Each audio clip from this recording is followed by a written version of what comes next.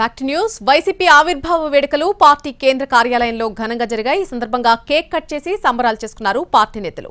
ఏపీలో పొత్తులపై మంత్రి జోగి రమేష్ కీలక వ్యాఖ్యలు చేశారు.